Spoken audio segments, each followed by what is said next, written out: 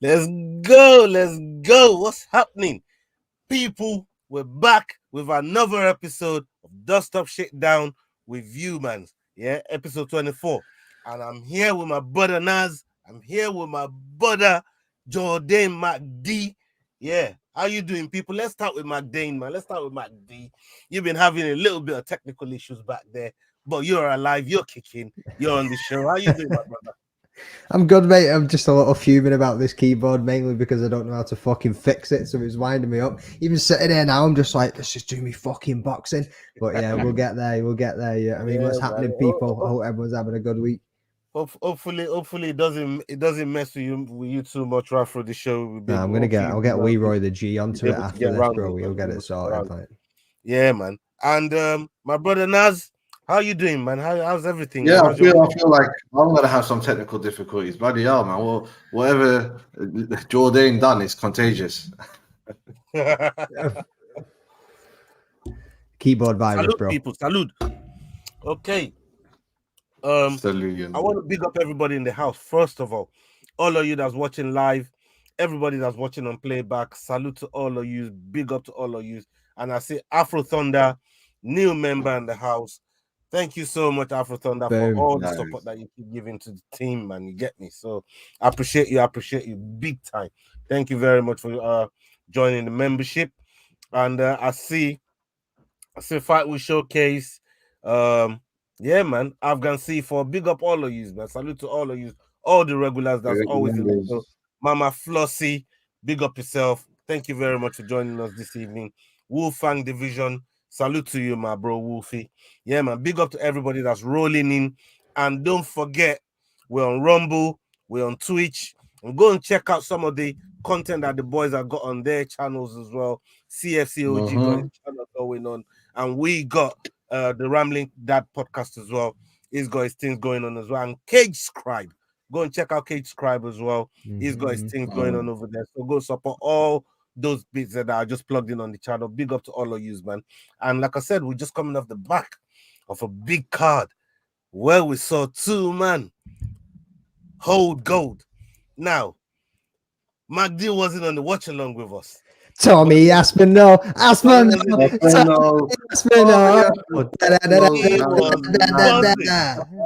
was buzzing. Yo, he was there in spirit. What's to it, McD?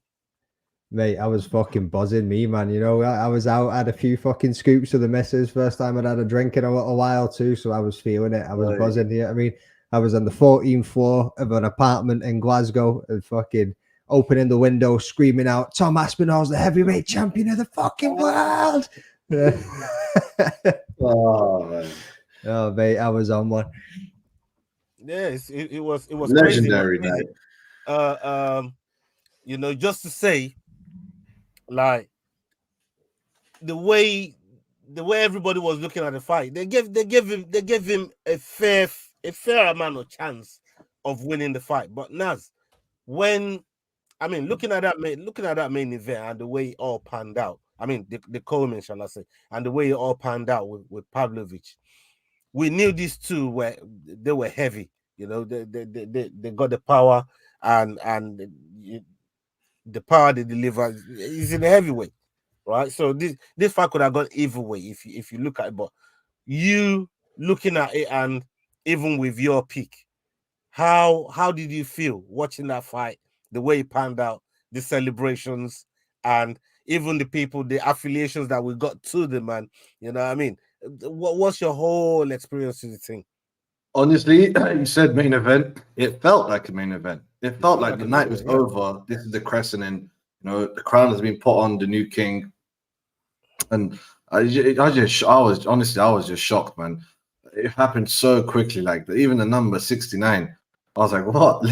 Just over a minute, and I did not think Pavlovich will get hurt like that, because the only time we've ever seen him get beaten, he got schooled basically in the wrestling. But honestly, Tom Aspinall, bruv, he might as well be the actual heavyweight champ. This is the biggest respect for an in-time champ ever. No one thinks about him in-time. We all think about him as he's the champ. This is the future of heavyweight. This is the best. There's active heavyweight. Yeah. And he came in 260 pounds, the heaviest he's ever come in. So he's a big boy at this stage, man. This is him in his prime. And if there's anybody that's going to handle John Jones, it's going to be Tom Aspinall. Yeah, I mean, his game. I'm saying, bro, he'll rip his way around, bro. Yeah, I mean, tear that Teddy straight off, hold it in his mouth, and beat him down. before we get to all those, let's just take in baby steps. Yeah, for people that don't really know, you know, I mean, the whole landscape of the thing before we even start talking about John Jones, who's arguably, you know, some people will say the best fighter in MMA, full stop. But for Aspinall to even get there, the kind of journey that he's had to go through, especially with the injury that he had, you know, coming off that injury against Curtis Blades was a big one. Do you think now is that fight there with Marcin Tybura? Is that fight there now with Pavlovich? Is obviously unification next for him. Do you think, in your opinion, and I'm gonna turn this to Joe, no, not Jordan, because I know what you think. I want to hear Naz. I know what you think, but Naz, I'll just hang up the gloves tonight, boys. Do you think John Bones Jones wants to see Aspinall in the current form that he's in, and all the nice words? Because Jones don't say nice things about people, not like that, anyways. In the fashion that he's been speaking about Tom, you know. So there's a lot of respect coming that way, right? Because if you look at Jones here and the type of beefs that he's had, it's almost like people that he knows he can rough you up. He knows he can bad you up. Is why even when he was having it with Easy, I think Jones knew he could bad up Easy. I don't know if Jones knows if he can bad up Aspinall, because Aspinall is good everywhere, almost kind of the same profile that Jones has. But please tell the people what you're feeling and thinking about this fight here. I see a lot of comments about Jones. We'll touch on them when Jordan jumps on, but I don't think he's going to jump on. I think he's going to avoid him. Like I'll talk about it, but I don't think we're going to see a unification. It's probably the first time in history. Thank you. He's going to have to defend it. Yeah, he's probably have to defend it in between. And honestly, I don't even know who should fight. Maybe he should fight Curtis Blades. I do think he'll pass that test and colors. Just his last fight before this, Marcin Tybura. No one's going to do that to him. For the next 5 years, no one's going to do nothing to Marcin Tybura. And everyone's going to remember what Tommy Aspinall done. Like, this brother's on another level, man. Honestly, if I was John Jones, I'll avoid him. The only way I see John Jones coming, John Jones could never develop the same relationship he did with Aspinall like he did with DC. That was different. That was special. Yeah, this one could only be jealousy through money. If he sees Tom Aspinall selling out Wembley next defense, making almost Conor McGregor money, then his inner jealousy is going to be like, what? Because John Jones is a money hungry. I don't want to, because of his brothers, and because of his life, and because of the whole Ngannou 3-year saga where he wanted mad money, and apparently he's getting it now, and it's not. He'll be so jealous. That's the only time I've been fighting Tom Aspinall. If Aspinall reached almost McGregor-esque level, and he could do that with like 3 dirty KOs in a row. From now till John Jones will be like, I'm coming out of retirement, just out of the you know, that Khabib. I see Khabib comment in the name. Big up Khabib in the comments here. But that Khabib money is the only way when Jones retires, he's like, all right, Jones, like, all right, how about 20 million? He'll be like, no, I'm not coming. All right, how about 30 million? How about 40 million? And then we'll see Jones come out. But then I don't think it'll be the right Jones. This Jones is not gonna fight. John Jones is avoiding him. He's waiting for an old 42-year-old Stipe. And that's my take on it, man. I hope we get unification. I was praying and hoping that you came up with a trick like that, bro, because I'm kind of in the same thinking, and I know Jones is a bad man, but it took a while to build himself into the heavyweight division. And I'm going to turn it to Jordan right now. Jones about to take another 3 motherfucking years to come back and fight this man, because he knows. But before I turn it to Jordan, before I turn it to Jordan, big up Wolfie. I want to shout out Wolfie being a new member as well. Salute to you. My G. Big up yourself, my bro. Salute to you, man. Thank you for joining and being a member of the channel, being a member of the Fight Week show. Big up yourself, man. Salute. Yeah, man. We love it, man. We want the membership to the membership crew to keep growing, man. You know what I mean? We want to keep growing on the membership. Man. Salute to you. I see Isabel here. Yeah. Bigfoot We got Caitlin. Caitlin. Yeah, man. That's Jack. that's my Uncle Charles. daughter-in-law there. They brought my granddogs to the house today, man. They brought my granddogs to the house. You know what I mean? Granddogs, Loki nice, and mate. Chico. Love it. Loki and Chico, man. Chico's a Yes, bumper mate. class dog. Yeah, man. That dog there pissed me off. But big up, Caitlin, man. Salute to Caitlin. Okay, what we got here? John Boobs. Yeah, I mean, John Boobs. John Boobs Jones. That's a good one there. That's a good one there. Yeah, man. Caitlin getting a lot of love in the house. And what? Let me just come to the end of the comment here. Okay.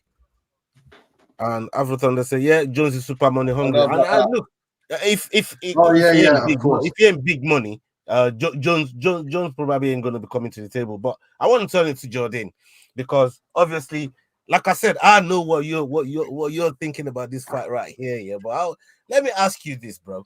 I'm coming out with big ball energy, mate. You know what I mean? But go on. Let me ask you this, bro. Do you think Jones comes out of this crazy injury that's going to keep him out for another year, and his last hurrah is going to be against somebody like Aspinall? And that's number one. Follow-up question is, does Aspinall wait that long before he unifies the title? Because Jones he's got a year really to hold on to the title without being active. So I'm going to start the answer to this. Think this whole landscape pans out for you? I'm going to start the answer to this with your follow-up question.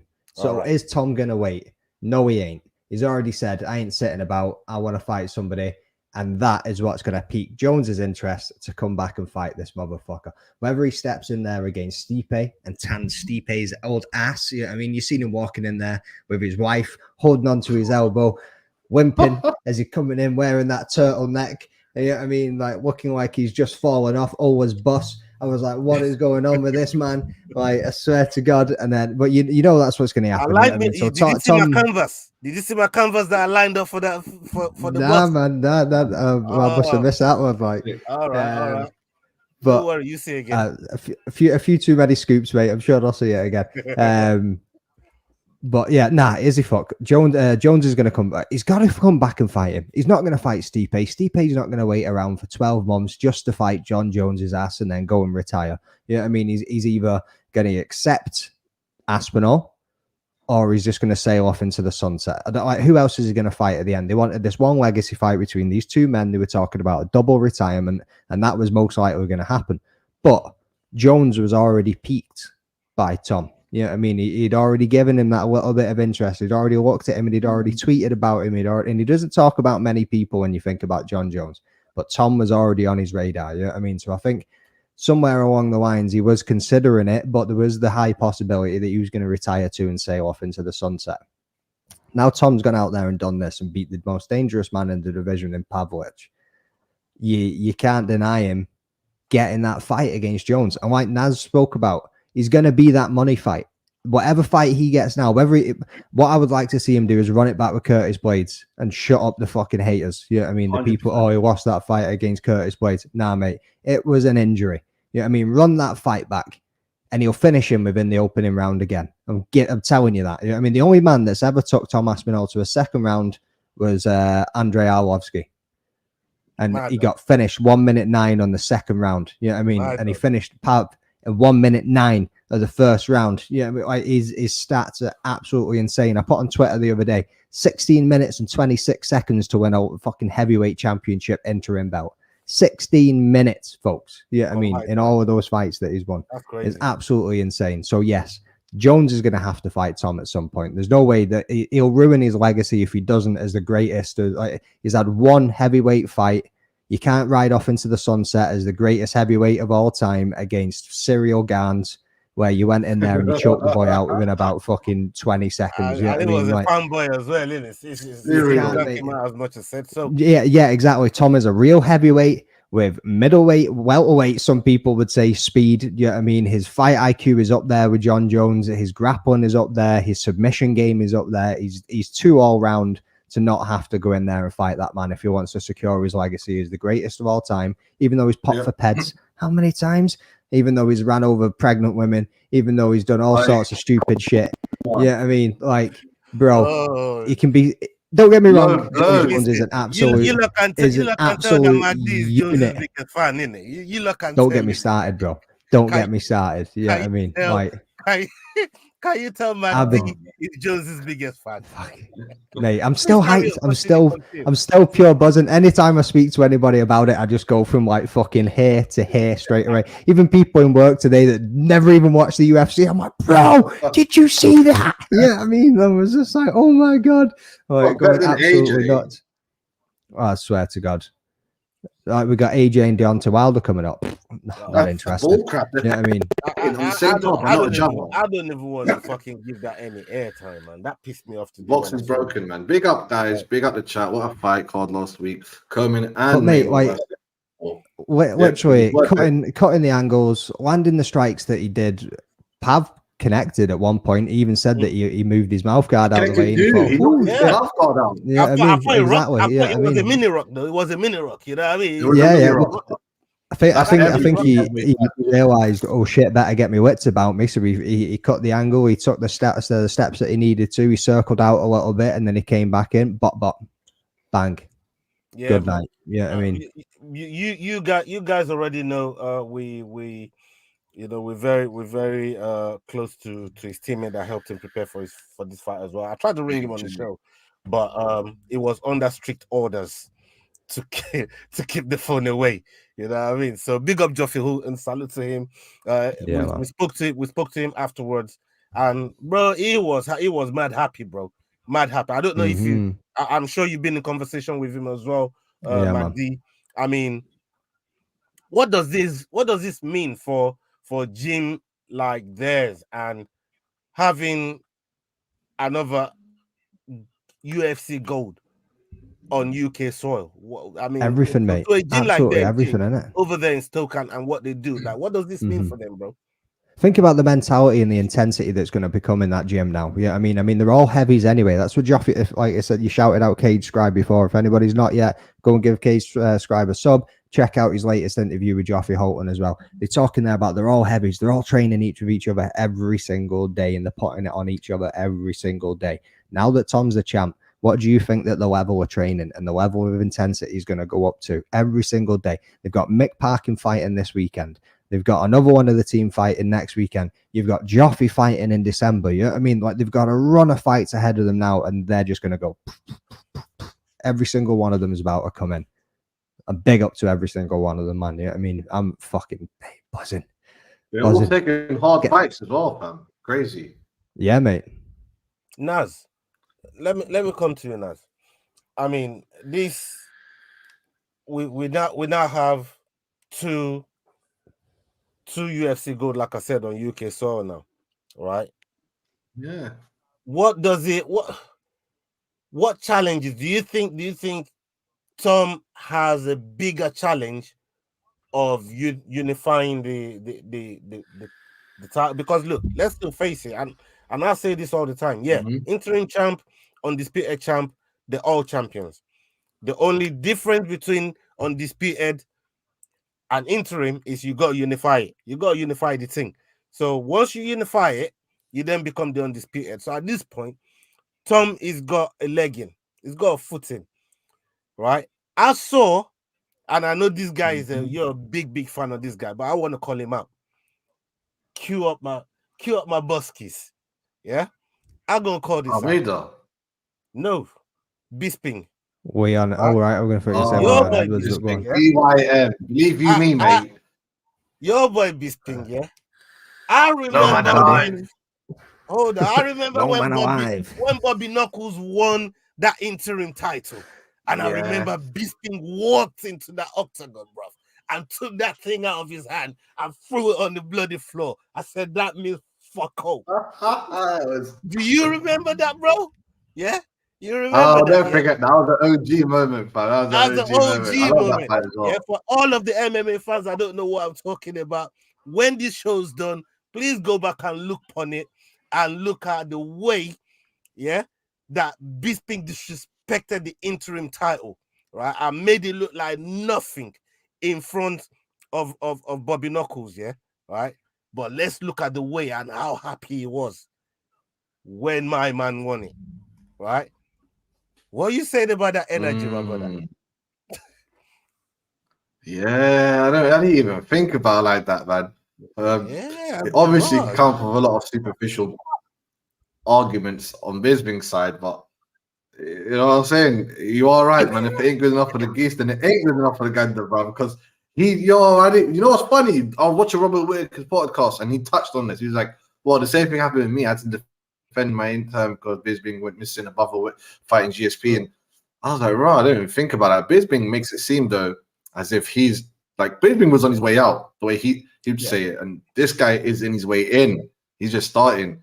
And obviously, he's still going to get the paid like a champ. He's going to get the mad pay-per-views, and it probably is a little bit more than back in the day. You know what I'm saying? So, I'm shocked no one else made a video about this, you know, calling out Bisping on this. Yeah. Like, I haven't seen it anywhere, man. I thought to myself, you know what? And I know Naz is Bisping boy as well, man. I'm going to call him out on this one today, man. You know what I mean? I'm going to see what Naz is saying about that. I'm going to see what Naz is saying about this. It's not a real belt. No, it's equivalent to the EFL. It's a Mickey Mouse Cup. See, like, one question that I would say to you boys, right? Any other division, would it have been for an interim? Oh, like with the champion being out for 12 months. Let's look at the light heavyweight, for instance, and we've just had Pereira go and secure that. You know what I mean? But what would Jerry stepped down, Jamal Hill stepped down. Any other division that didn't have John Jones in it, would they be holding that belt up? Would they be holding that division up and saying, yeah, you can hold on to that for 12 months whilst you're injured? Or would they be saying, pass that motherfucker on and let's keep this division rolling? When you come back, you get your title shot against whoever's holding it. And let's face it, the man that didn't lose it didn't have a whole year to hold it up neither. He fought with injury. Exactly. Our boy Francis. I'm just saying. I'm just saying, bro. So what we're saying, boys, any other division, it would have been for the actual strap. But because it's John motherfucking Jones Bones that's holding that shit, he's gone. Dana's gone, okay, Mr. Man, you can keep your belt and you can come back in the future and you can fight for it again. You know what I mean? Like, he's just fucking Dana White playing the John Jones train. American accent.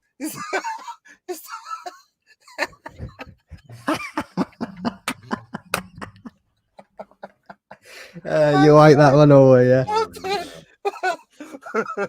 Man just killed me with that one there, man. I swear to God, man. Serious. That was a good one, though. I like it.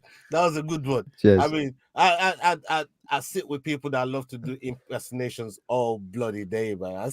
Imagine sitting down there. I noticed that's why Naz is on the show every week. Doing Arteta impersonations, Wenger's is rough, bro. It's absolutely rough.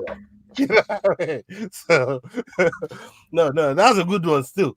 But check this out. You're right. John Jones has got Dana White privilege. He does. You know what I mean? Really does. He's got that Dana White privilege, man. He's got that going on. I've said it so many times on this channel. I've never seen, not even Conor got this treatment. I've never seen Dana move a whole venue across a whole state on 24 hours notice to a whole different state, a whole different place, whole different arena. Yeah, that's true. And on top of that, he didn't pay for the fighters to get there. They had to pay for their flight because he wanted to move. I remember Corey Anderson coming out talk. He said my wife was heavily pregnant. They had to pay for her flight as well. Like they dragged everyone from there all the way to Cali. You know what I mean? So I've never seen, usually they'll just say, you know what, you're off the card, Jones. Because it was only because of Jones. No, but I get it though. He's even more special than the other guys because McGregor, GSP, and who else did you say? Who else did Khabib? Like all of them for some reason were like no to money. McGregor's money. McGregor doesn't really care about my GSP. Didn't want to carry on anything. Khabib. John Jones is one of the guys. He knows he can get him again and again just by upping the offer like 10, 20, 30%. He knows if you look at the amount of things that Jones has done, if you look at the amount of things that Jones has done and gotten away with in the UFC, yeah, there's no one on that roster that I think could get away with half of what Jones got away with, and still be a fighter in the UFC. I don't care how good you are. I don't think that, you know what I mean. It's just He ain't lying. It's just one of I those mean, things. what about Violent Bob Ross got into one altercation outside of the fucking UFC and they've like cut that motherfucker? Yeah, Bro, I mean, like, I don't care who you are. You that's it. You're gone. So then, I mean, Jones definitely got that Dana White privilege.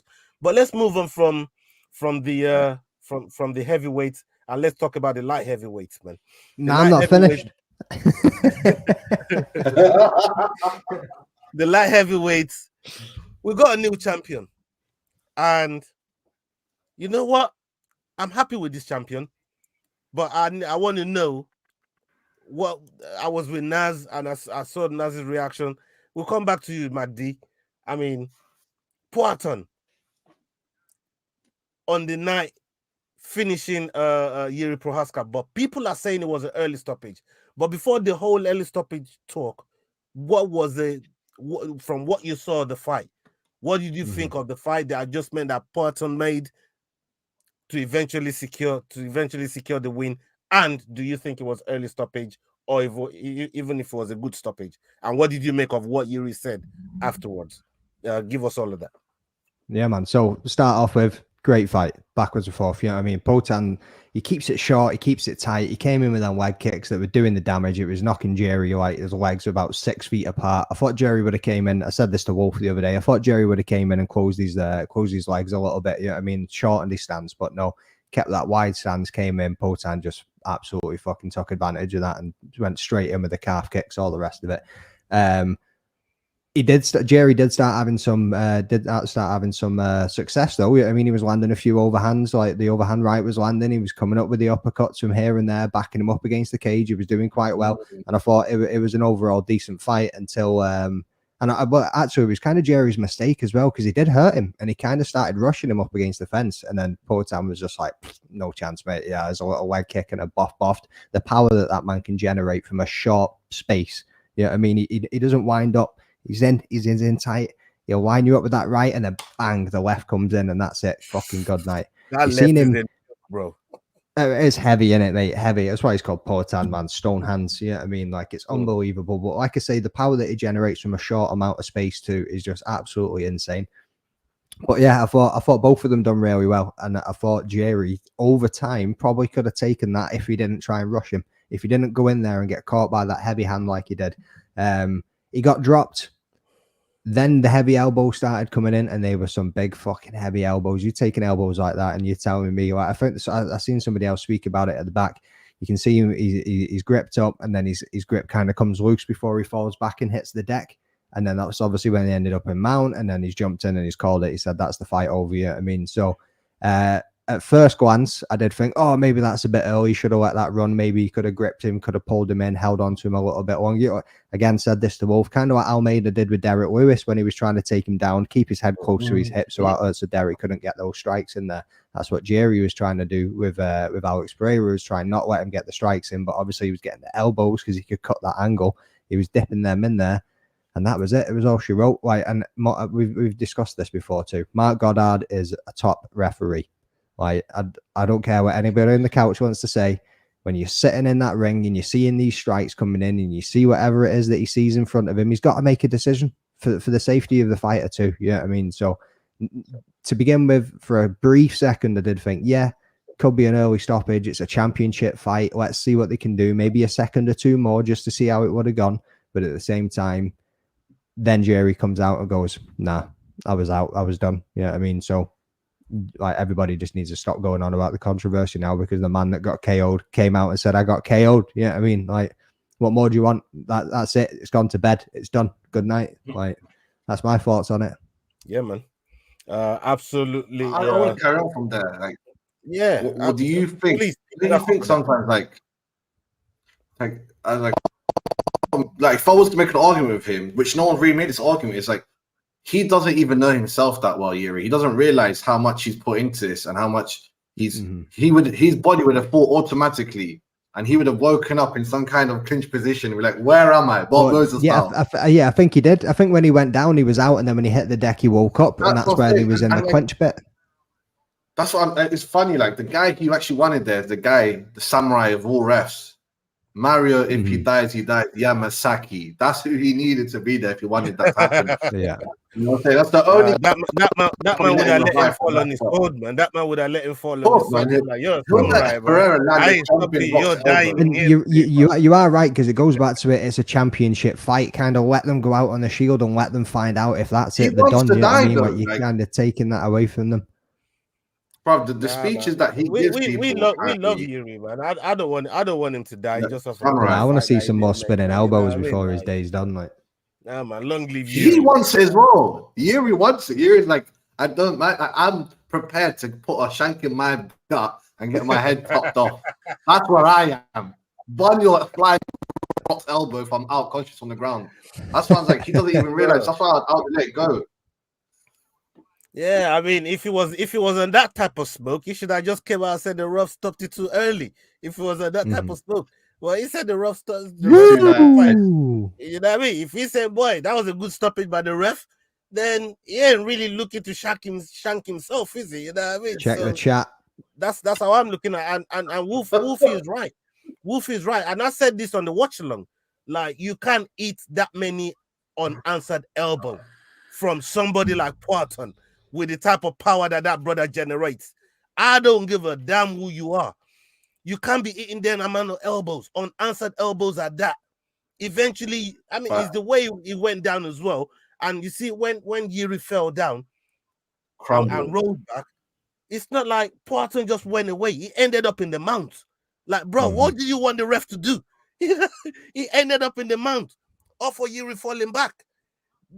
Then, bro, it would have been long for Yuri down there, man. It would have been long for him. Bro. If he could have broke his posture and kept him down close, you know what I mean? If he might have been able to survive. How long was left in the round? I can't remember. I don't know, man. Not after long live Yamasaki. The way he fell back and where Poitin ended up, bro. The ref sorry out for no. You're not dying today, not my watch. Let's get you. I'm not Yamasaki, mate. I'm AI Goddard. Ain't dying today. I read out the super chat. Wow. Yeah, man. Boom. Yeah, man. Yo, big up Sakanelli. Salute to you, my brother. Salute to you. Big up. Hey, let me come back to some of the comments in the chat first, and I will go back to the super chat 1 second and give a proper salute right there. Trivik says, GSP doing advertisement for small companies here in Canada. Yeah, that's a wild one. That's a wild one. Wolfie says, yeah, get guy elbows here. We'll put that up on the street. And SK says here, I think Yuri wasn't fully out, but I think he said he was out so people wouldn't discredit Alex. Okay, so you think he's just being respectful, the bigger guy. You think he's not being as petty as he should. Yeah, he's just too nice. Deep down, he wants to die. You on the phone to him before the fight, like you said, yeah, brother Naz, I am ready to die in this cage. Like, yeah, I mean, SK, Sakanelli, want to die in the hall for football, like. I'm telling you, man, Sakanelli, this guy, he was willing to. And we're going to come back to the boxing in a minute. We're going to come back to the boxing towards the end of the show. So stick with us, brother. Stick with us. Yeah, we're going to come back to that. Shakur Stevens fight this week. SK says yeah, but it's still a good stoppage. I think it's a good stoppage. I really think so. And Afghan says yeah, early one. Yeah, Afghan and Tate Ginger were the ones that were really coming out saying it was an early one. You know what I mean? I don't know. It was just a man of unanswered strikes that. Well, I'm telling you, like, think about like this. Really got me. If you saw an Aztec warrior and a samurai, one of them's gonna die. Like, that's what you were expecting. You were expecting the stoppage. Well, you were, but not like that. And SK here is absolutely spot on. This is the part right here that, for me, you hit the nail on the head. It's Yuri's fault, not giving back, not responding back or defending himself intelligently, and the ref's job, his sole job. Forget him stopping the fight or anything. His number one job is to protect the fighters. It was Yuri's fault for getting his ass knocked out with a left hand and eating 15 elbows to the temple. Yeah. I mean, that's his number one job. He's seen enough. He's saw enough. Yeah. When fighter says game over, it's game over. And hold on. Yeah, full mount at the end. So, I mean, when you look at the whole thing, there is it was just mad. It was just mad. And again, big up to Sakanelli for that big super chat. Salute to you, man. Really respect that. And people, that's how you test drive this blood clot thing, yeah, right? Go and test drive that super chat. Take it around the block, mister. Yeah, test drive it, people. All right, show some love. Show some love. Salute to everyone in the chat. Big up yourself, Georgie. I see you. Keeping it real, Chelsea. I see you. Salute to you.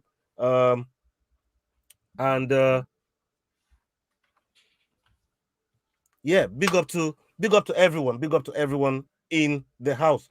Okay, let's get on to the next. Let's go on to the next one. Andrade and Mackenzie Dern.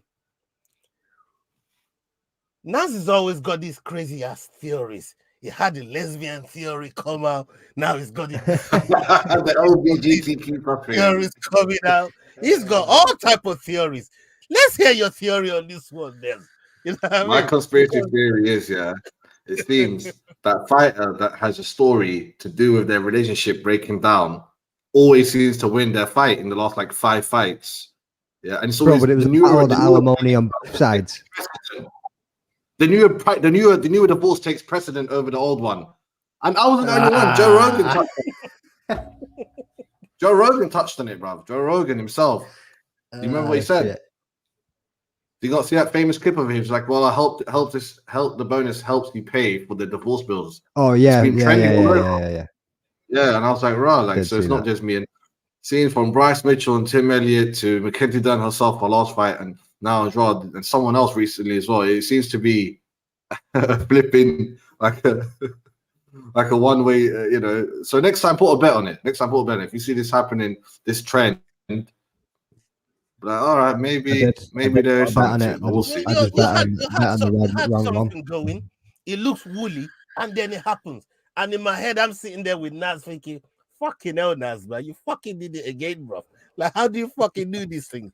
You know what I mean?" But let's come on the more serious note. Let me come to you, Magdane, because again, we didn't get your take on this, and I'd love to know what you thought about the fight, because I thought both of them threw down.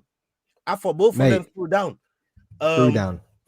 And they both possess heavy hands, but the heavier-handed woman, we all know what she's capable of doing. Jessica Andrade, we all know what she's capable of doing. But in your own words and what you saw, your perception of it, give it to us, people. Dern looked off. I'll say that from the get-go. Yeah, I mean, it wasn't the Dern that we've seen in previous fights. Like they kept mentioning, like the commentators kept mentioning as well. She kept her head in the center line. She kept raising her chin up when she was throwing strikes. I think she realized the power of Andrade and was trying to get out of the way, but lifting her chin up every time she was doing it was just the wrong way to go about it. Obviously, Andrade played it very, very well. She obviously counter strike. She was patient. She was like collective. She just knew when she had to go for it. But like you say, the two of them are throwing. Even when Andrade was landing big, heavy digs, Dern was trying to launch them back at them too. But mate, so every single fight on the main card was performance of the night. There wasn't a fight of the night on the main card. If you had to pick any fight off that main card, it was those two women were fight of the night. Like, they were easily the two that went the longest, and they fucking threw down, bro. Like, they absolutely threw down. Like, it was incredible, and it was a wicked finish for Andrade as well. I mean, I see Naz sitting there smiling, shaking his head, and all the rest of it. This comment victory lap. I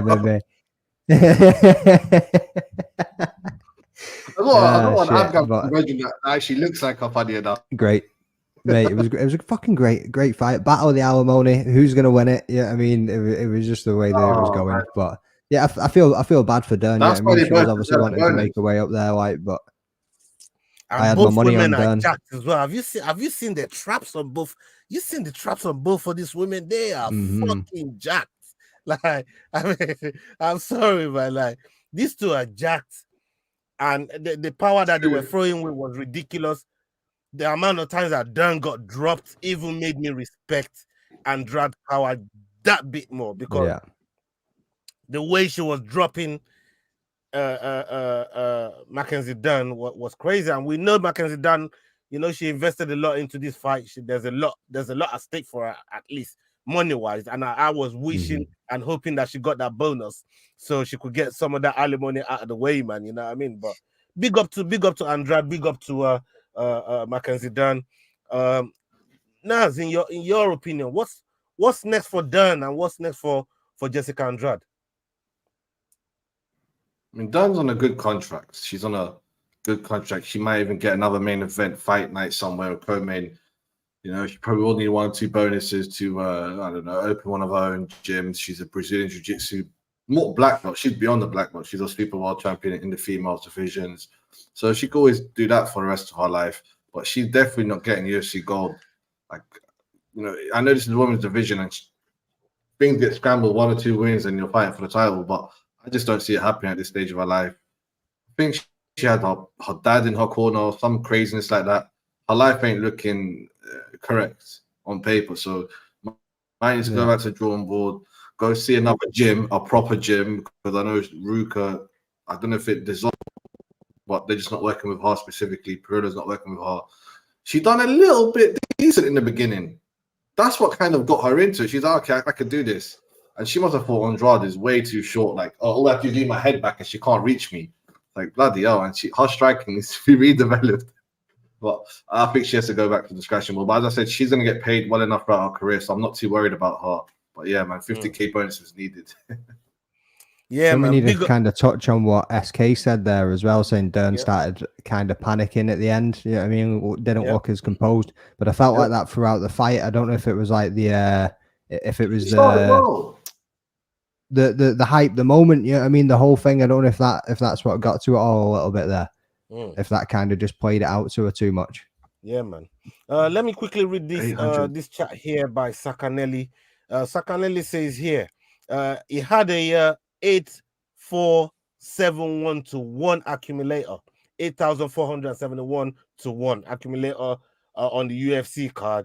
He picked every winner on the card and the prelims, apart from Aspinall. He went for Pavlovich, and it was painful, bro. Like, I had a 2-rack accumulator. I cashed out at 53 quid because I knew something was happening between them. What did I tell you? I told you on the I said I bottled it, bro. The only one, but obviously it went void, was for the draw. I think me and you had the same picks all the way through it because we went right up. Wopes, same Sandini, everybody. Yeah, I mean, the same time as all came up. Yeah, I think we did. I think the Mackenzie Dern and the Andrade fight was coming on, and I was like, I'll take my money. Thank you. Good night. You're right, because sometimes you just gotta gauge the fight and gauge what it's looking like and think, you know what, actually, nah, I'm out of here. You know what I mean? So Sakanelli, big up to you. Hopefully, you know, your bet comes back in the next time. Salute to you, my bro. Oh my God, hold on. Oh, you just hurt my feelings right there, bro. Oh, not a chance, bro. 5 on it was worth 40K. And you never took that 3.2K cash out and didn't take it. Oh, bro. I'm feeling your pain. Sakanelli, can I ask one question, bro? Like, what made you decide the Russian over Tom? Send it to my DMs, man. Send it to my DMs. Go to my Insta account, the Fight Week Show TFWS Official on Instagram, at TFWS Official on Instagram. Go on there. Send it to my DMs on there, man. I want to see this slip, bro. I really want to see this slip. That's heavy. That's heavy. You was asking him something. I want to know what made you pick Sergey over Tom. Where was your mind at that one? What were you thinking when you were putting down that ACA? Not dissing you, mate. That's bold. That's heavy. I mean, like, I've told you boys about the 12K that I lost out on just because I picked the finishes all night and got every single one of them. Bar Jack Shaw, Jordan, and Cage Scribe. We've all done content with Joffrey Houghton, and if you've been listening, you might have had a tiny little bit of insight to what Tom Aspinall was really about. And we all said, even in the prediction show, that he had more tools to win the fight than Sergey did, because Sergey just had power, but Tom had all the other tools and power to, as you can see, he used the power part of them tools. So you know, But big up yourself, Sakanelli, man. Hope the next one comes in for you, bro. Really, really hope the next one comes in for you. The Russian streak of first round KOs. That's a fair reason to go off it. But then you're also, I don't know if you had a look at Tom's streak of first round finishes too. You know what I mean? Or was it the Curtis Blades fight that kind of clouded your judgment a little bit? Yeah, fair enough. You know what I mean? It does happen. It does happen. But, yeah, log into the prediction show a lot more, man, and follow my picks. You get that 40K, man. You know what I mean? Yeah, man. Just log into the prediction show more time. Why? Follow my picks, yeah, and you're gonna win money, bro. You get me? That's my man. Yeah, cash out king out here, bro. I'm gonna teach you one or two things about cashing out. You know, mate, if I seen 3.2K on a cash out, I'd have took that straight off the bat. Like, yo, like, fuck it, I'll take that. I'll stick something else back on the remaining fight. Stick another 200 back up on. You're taking 1.5 billion. Stick it on what's left. Stick it on what's left. That's what you do, bro. Jack that 3K. Stick the 0.2. Stick the 200 pound on what's left and see what shakes out. Maybe you can cash out before that time as well. You know what I mean? That's how this thing works. But big up yourself, though. Big up yourself. I was sure the Russian was juiced. You sad as out the window now. He could have been like. Yeah, man. Like up the video, subscribe, people. There's one more topic that I wanted to talk on here before we jump onto the crazy boxing news that I heard today. That's been pissing me off in itself. But before we get to that, because I really want to destroy boxing with this one. Yeah. So, and I'm sure all of you will love you will love destroying, but maybe not Naz, because Naz is a proper boxing fan. You know what I mean? I ain't a boxing fan like that. Yeah. I know Naz is a bit of a boxing fan, but we want to hear the truth from Naz as well. So check this out, yeah. Right. Big up everybody that followed the Insta as well. Salute to all of you. Go follow the page. I follow these guys on the Instagrams as well. The Rambling That Podcast and CFC OG. Okay, so Ian Gary, we heard Paddy this week. Paddy's just come out. I'm just threw a grenade for all the content creators. It's all I've been hearing. All everybody been talking about. What Paddy said. He's got a big wooden spoon now, like you said, Magdi. You know what I mean? But Naz, I want to come to you first so you can get a good chunk at it, yeah? All right? What are you thinking of the way is Paddy come and lied? Or is the politics of the dressing room or the gym that they're not really coming out with what really happened? Or do you think that's one of the reasons why Ian Gary got kicked out of the gym? Because he was vexed at what happened and Paddy is really telling the truth. But Leon is trying to do damage control. Which part of all of this do you fall into? Boy, I also think there's a bit of an odd thing coming from Paddy. Like, well, you don't talk about that kind of stuff. So Paddy obviously doesn't like him. There must be a bit of jealousy. Paddy must be like, oh, you're taking some of my shine. This was meant to be my year. You're the one that's ended up taking over it. Some of it's controversial. I'm sure Paddy's going to cling on to reasons like, oh, you're a dick, you know, the way you were with Magni, etc., and find a reason to take him. But I know he's a bit jealous of him deep down. He wants to be the UK's number one, the island's number one fighter right now, not this guy. And this guy's coming for him. You know what I'm saying? It's like, what? He's potentially one fight away. He's UK, get a title shot. Like, he's not too far. He's better than Paddy ranking wise, you know. But I don't know if there's truth in it. I don't think there is. I don't know. I'm going to ask actually a brethren of mine that might just know. He's a little problem. But I feel like this guy's been kicked out of every gym. And Leon Edwards just come out today saying he was kicked out time ago. It's like old news. And he's been kicked out of bare gyms before. He's a toxic personality. And, you know, he's a snake in the grass and all these other. But the Paddy thing has not been spoken about since. And I don't expect any other fighter to speak about it. If he does anything, it'll be from some kind of training partner or trainer specifically. But yeah, man, I see a little bit of green, a little bit of envy in Paddy's eyes when he said that. Okay, they'll fight one day. Magdi, same question to you, man. Like, where do you fall on?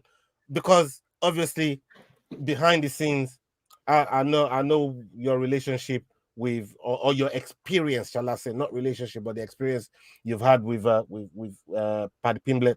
But we're not going to touch on that. I just want your your take on what's gone on here. Who's telling what? Is Leon is he bullshitting and giving us gym politics, not really revealing to the people that he really knocked him out, but saying he didn't knock him out? Or do you think he really knocked him out and that's why Ian Gary kicked off and then got dashed out?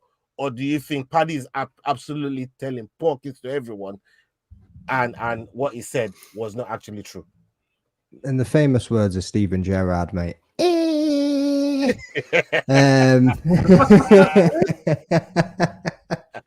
Mate, it's a mad one, isn't it? It's a fucking mad one. Right, yeah, not bad mouthing anybody. Obviously, we've discussed my experience. Wasn't the greatest for anybody wondering, but I was a big fan of Paddy. Yeah, I mean, I enjoy his fights. I enjoy watching him, but the way he composed himself, etc., especially in that interview too. Like, oh yeah, I heard that. Did you? Yeah. Who did you hear it from? When did you hear it? Right, tell me a bit more of the story. Right, yeah, I mean, there was no credibility to the story at all. Just I heard this, and when he said it, I'm not a body behavior specialist or nothing. He blinks, he looks away. All the telltale signs of a man that's just told a porcupine. You know what I mean? Like it was all laid there right in the video. So I was like, this man's fucking lying. Slippy G there getting, yeah, like, and again, like, so it came out. Ian Gary went on Instagram Live. I think I recorded it. I put it on YouTube as a short as well. Just he came in and he was chatting, like saying that there was insecurities in the gym and the Renegade kicked him out and that fucking Leon's coach came in. Now we've had Leon jump in there with a clip saying, "Oh no, I never knocked him out yet. I mean, I never done that yet. I mean, so it's like you say, it's gym politics. It's shit going backwards and forth. And with Naz on that, like he's jealous a bit. Like he said, he's got that injury. He kind of lost the fans a little bit, and with his last win against Jared Gordon, the way that he kind of composed himself in the mic after it as well, and his blind ignorance to improvement or learning or better like, development or anything. You know what I mean? It was just, no, I'm not going to change shit. I am who I am. I'm the boy. Yeah, I mean, like it's not going to get you very far. Like especially in a fickle world of MMA fans. So yeah, I think there is some jealousy in there too, and I think. Down the line, like the other thing that annoyed me as well is Leon came out and said, "There's no exciting fights." Shut up, bro. There's fucking tons of exciting fights, man. Yeah, like I'm not the biggest Leon. I'm not the biggest Leon fan either. Like respect him for what he done. I mean, fucking Hail Mary head kick against Kamaru Usman, but his career has been great. He has one hell of a fighter. Yeah, I mean, I'm not shitting on that. I've just never vibed with his personality that much. Yeah, and then when he came out, the build up is never really there. It's never there, is it? That's not us saying he's a shit fighter. We're just saying, look, at the end of the day, we want to be entertained, and not just in the octagon, but outside of it as well, in the build up, the post fight, like everybody wants to see Derek Lewis win because they don't know what what's the next thing he's going to say on the mic. People are longing for it. So, you know what I'm trying to say? Like, there's just certain fighters like that. You want to see them back on the mic. You want to see them build up the fight because that's part of your entertainment value that you're paying for. You don't just want to go in there, see somebody knock somebody out for 12 in the first 20 seconds or grapple for 5 rounds. There's other bit of entertainment that comes with, you know, being a champion, that comes with being a fighter. And some people got it and some people don't. And personally, you're right. I don't think Leon has that aspect of it. There's some other fighters that do, but I don't think he's one of them. And he will be the first in that division to say to you that ain't me. You know what I mean? That's not what I do. I just go in the octagon and do my thing. So you know, it's one of them. Like I said, but it's funny though because he's in like some middle ground of no personality. Where, like you say, you get them men that will go in and go, "I just go in and do my thing." Tom Aspinall is one of them. You know what I mean? Like he's not a massive personality. He comes out with one-liners here and there, and he's funny, but he's quite a respectable fucking guy. And you get a lot of people that are like that, and you can back them, and you can support them, and you can quite like them because they're real. They are who they are. Leon's got no heel. He's got no personality. He's got nothing that you can jump on and like. Tangible, relatable like piece of him. Yeah, it's a mad one. It's a really fucking mad one. And there's dudes in that division that are going to beat him. So I don't get why he's trying to run. You know what I mean? Like, cool man. Yeah. You know what I mean? He's not wanting Bilal Muhammad to come in there and like remember the name, bitch. and drag him down to his knees. Yeah, I mean, so listen, don't make me call I want to see that fight. Abdulaziz on you, bro. Like, bro, we got Abdulaziz on speed dial over here, brother. You know what I mean? I'm gonna meet this guy. He's out there trying to get Usman the Nurmagomedov ban overturned. I'm telling you, like, he's taken over the game. I want to touch on this comment here as well. Like, Leon Edwards, I don't know if he's going to get beaten by Colby. Colby's getting too old at this stage, man. I can't be the fight got delayed to this stage. But that's happening soon, isn't it? Like 3 weeks, 4 weeks? Yeah, 3 weeks. But in about 3 weeks, I reckon Colby can get it done. I mean, this week we got Paul Craig. This is part of the entertainment factor that we're talking about as well, because look how quiet Leon has been this last year. And for content creators and MMA fans, imagine if Colby had been the champion this past year. And the amount of shit that he would have been. He'll be in WWE. This is what, bro. Like, like I said, when you're getting your pound for your buck on entertainment value, this is kind of what we're talking about, you know what I mean? And this is not to shit on Leon to say he's a shit, like, because he's not a shit fighter. He's a top level fighter, right? But everybody will remember that first, before everybody will remember the head kick and not everything that happened before that. The same way he was saying, the same very guy was saying to Nate, everybody will remember when you put me on stanky legs, not when I beat you for 24 bloody minutes. You know what I mean? Yeah. The same guy said that's it. Right? That's it. So, yeah, I mean, and that's without John Anik not the cloth from his cut, with that head kicker resonated the same with everybody around the world that it did. You know what I mean? Like exactly that, and that's what we're dealing with. That's what we're dealing with over here. So with him, we'll see. Personally, I think it'll be a good fight. I want to see the fight. I think it'd be really good. I don't think it's going to be completely one-sided, like Sakanelli's saying there, man. Like, I think Leon has got some decent takedown defense. You've seen it against Usman in the second fight or third fight, it would have been, wasn't it? You know what I mean? When he was defending the belt. Like, he's got takedown defense. Like, I don't think Colby's going to one-sided maul him. But I think in the striking exchanges, if Colby can come in with that cardio, like he has got relentless cardio, and he can still keep up the speed, or is he going to come in old man Wolverine Colby, like Naz is saying, you know what I mean? And he's going to be that little bit slower, and it might be a bit of a slower pace fight. But I think if he can come in and try and put it on him, he's got the speed to be able to put it onto Leon that Leon's not had to experience. Colby's a wrestler. He's a wrestler. Butt naked and wrestle. Bro, he's harassing everyone he can. Like, look what he got Masvidal out of character. Yeah, like, bro. But Leon Edwards gonna be like Ras Clark on that wrestling of yours. You know what I mean? That's what Colby is about.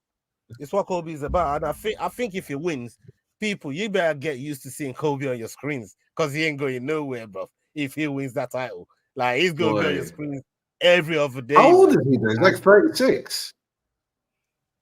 Yeah, I don't think that's old though.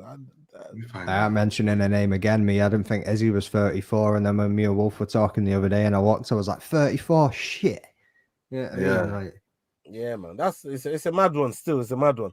And I want to talk about one last fight before we talk about the boxing. And I'm going to turn this to you, Magdi. Your boy, we've seen your pictures with him. It's all over social media. It's gone viral. People, if you haven't seen it, go and follow MacD on Twitter or X, if that's what they're calling it these days. Boy, this thing. McDane MMA, if anybody gives a shit. I can't keep up with the names no more. McDane MMA on Twitter X. Yeah. And on Insta, you see him posing with Beju. Now Beju is I saw that. Yeah, man. Beju is he's headlining the card next week against a very, very formidable opponent in Brendan Allen. And I want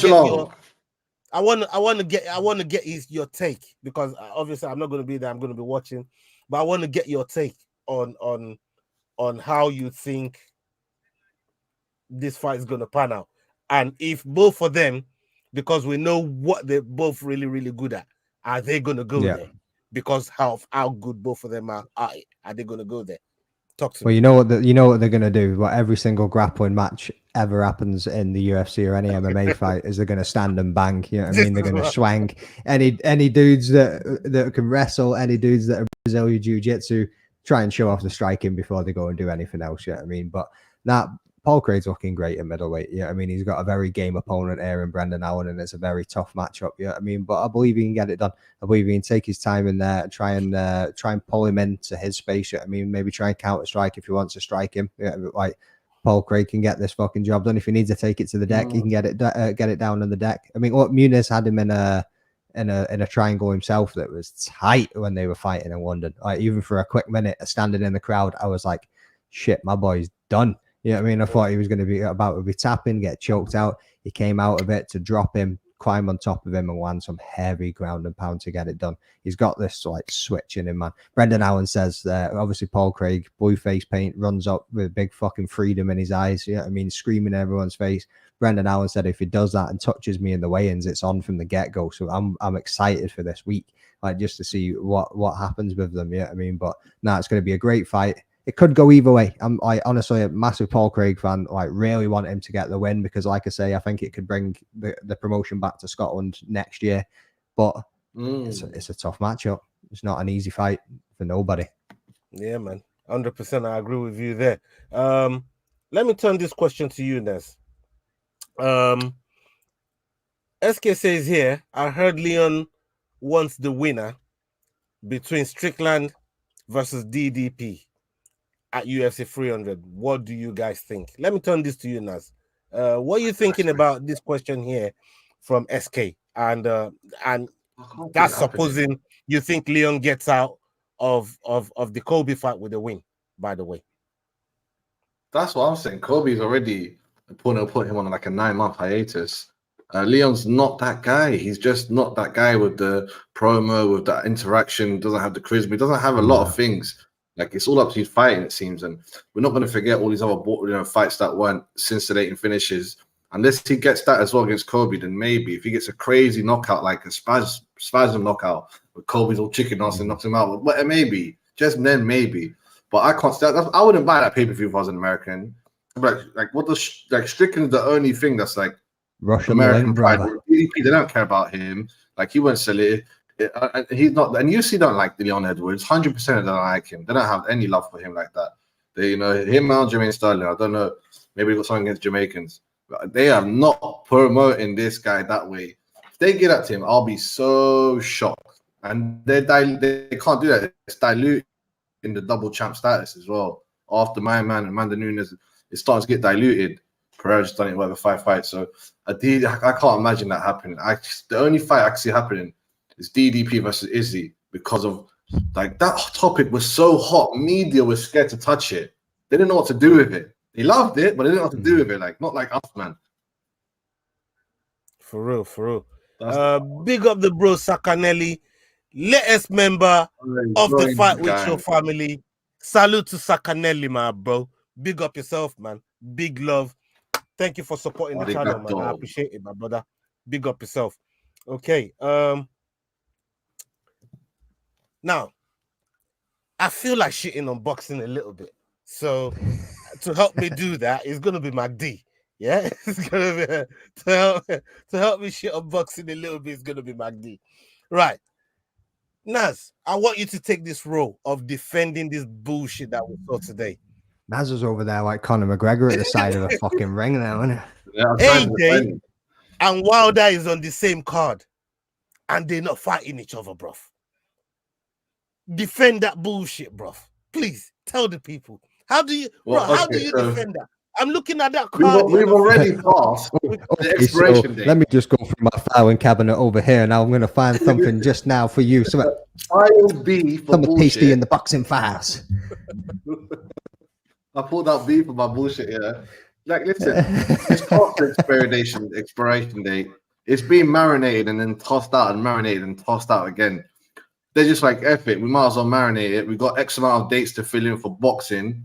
let's save the Wilder Joshua for the X date down the line. So they just slow on in it yet again. This fight is literally 7 to 5 years old than where it should have, to the place where it should have been done. But this is boxing for you, man. And this Saudi money is giving it a slight rejuvenation. But from the rumors, what I've been hearing, they're going to be going ham until 2030. Like, they've got so many boxing, MMA, the UFC's coming out, other MMA outlets, the PFL, boxing they want only big boxing fights. So they got to marinate to make sure. They probably look behind them and said, "Oh, there's no future coming up. The only future coming up for like British heavyweight is Tom Aspinall." That's about it, fam.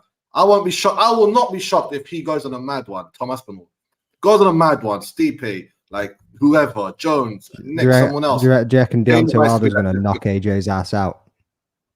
I do. Oh, okay. But I don't know if AJ's going to pass this guy. I don't know if AJ's going to get past this guy, man.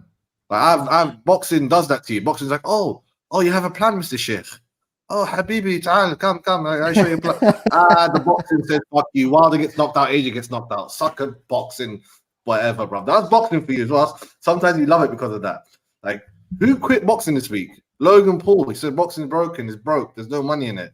I was shocked. I was like, what? There's no money for you. There's no money for everyone. Every time I hear Jordan say something about some fighters gonna just knock somebody out, I'm thinking, God damn, what you got against Nigerians, my brother? What you got? He said Hamza's gonna walk right from. He just said like Asian. None of that happened. Yeah, you've always got to bring it back to Nigeria, don't you, mate? Yeah, I mean, I guarantee you, none of that happens, bro. Like, come on, I'm starting to see a pattern here, brother. I'm starting to see a pattern. Yeah, mate. Nah, man. I mean, the Nigerians. I'm fucking with you. Bro, this is the year to go against Nigerians. I'm sorry. This is the year, like. I mean, if there's a time to do it, now is the time to do it. You know what I mean? And trust me, hey, listen, AJ doesn't even rep Nigeria. Afghan's got a shout there. You know what I mean? AJ's not walking into the ring like I had to fight a lion. You know what I mean? He's fucking kicking about like an absolute numpty man. I think AJ reps Nigeria more than Easy. Easy's a Chinaman. He's a Kiwi. Nah, mate. Strickland? Did you hear what Strickland was saying? You know what I mean? At this point, Easy could be a South African right there. And claim more South Africa. The closest thing AJ's come to the wilds of Africa is the 3 lions on a fucking England shirt that he wears on his chest. Probably, you know what I mean? That's about it, no, on the most, he's like a knight or something. On the most serious, like I said, I was fucking with you there, but on the most back in the day, mate, he was good. Yeah, I mean, he was solid. Everybody fucking loved him, and he was wicked. But he just seems sloppy, slow, not interested. He just doesn't seem like he wants to fight anymore. For me, the thing that done AJ for me is his antics on the mic. You know when we're saying, oh, we're longing to hear what the fighter's gonna say on the mic when he wins. You know what I mean? Like with AJ, I've been begging when he wins, please don't give him the mic. Don't put a mic in front of him. Just win, get your arm raised up and go home. Do not give him the mic. He used to be half decent on the mic, but lately, over the last 2-3 fights, he's been absolutely suicidal on the mic, bro. Imagine AJ and Leon Edwards at a fucking press conference. Oh god. Oh man. No, but all the boxers seem to be boring now, man. No. They're not like the old boxers, man. This is what I'm trying to say. Like there's been very, very good entertainers that that know how to grace the mic. You know what I mean? They get in front of the mic and they know what to say, and they know how to get what they're trying to say across. And there's some fighters that just don't give a fuck about the mic in front of them.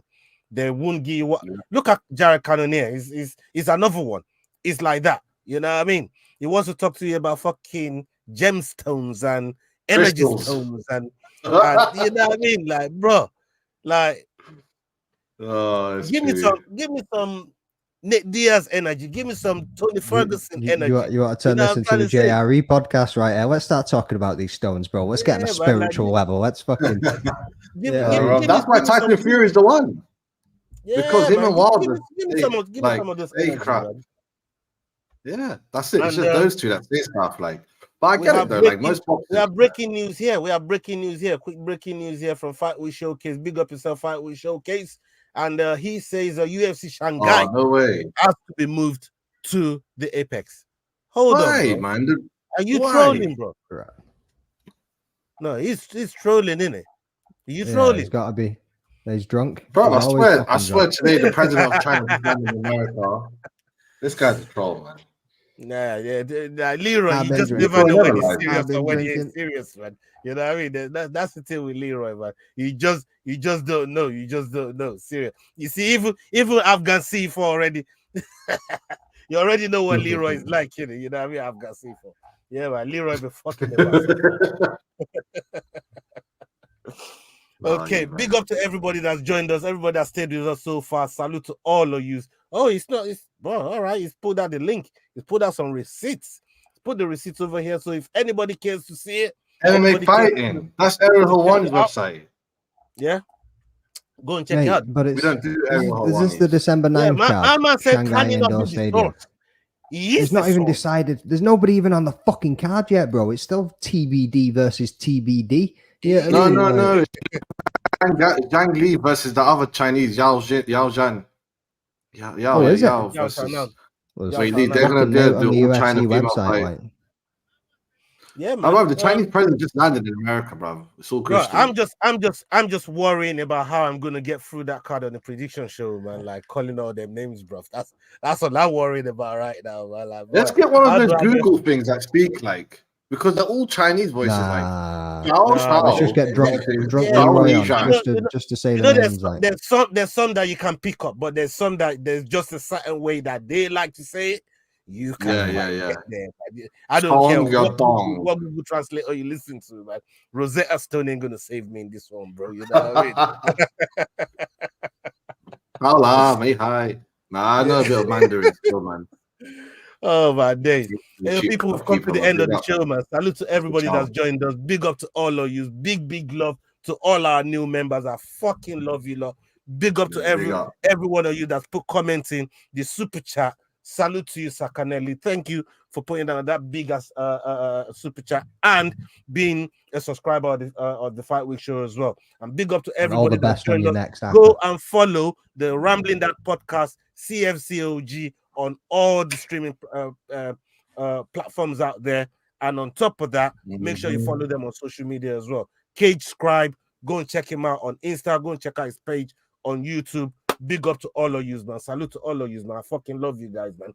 And we'll be back with the prediction show on Friday. Come and check it out. And if you're trying to put money on something, that's probably the place you need to be, because we're going to be giving all the odds. That's what Jordan does on the show. He's going to be giving you all the odds and where you should probably lean towards. Maybe you want some sparks to light up in your eyes and your brain like he does with Will, or you want to follow logic like Nas, or you want to, you know what I mean? The prediction show is where to be, man. So come and check us out on there. And up until the next video, people. Hasta la vista. We're out. Big love. Salute. Go around there, rise and fine ass. You're playing touch butt with that dork in the park, the ponytail. And I'm the one who ain't got no training partner. I don't think so. You seem to have it all figured out when they fight midgets. David, 60 G's, baby!